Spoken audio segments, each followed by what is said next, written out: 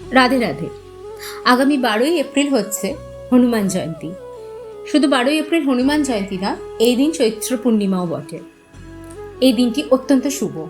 এই দিন হনুমান জয়ন্তী পালন করার জন্য তোমরা হনুমানজিকে তার পছন্দের কলা, ছোলা, গুড় এবং লাড্ডু এবং সবথেকে বড় কথা চামেলির তেল দিয়ে দিয়া তাকে অর্পণ করো।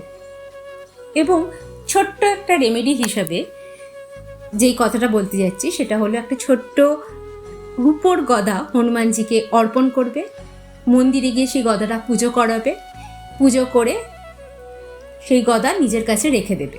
এই গদা তোমাদের সমস্ত রকম বিপদ থেকে প্রোটেকশন দেবে, কোনো নেগেটিভ এনার্জি তোমাদের কাছে আসতে দেবে না।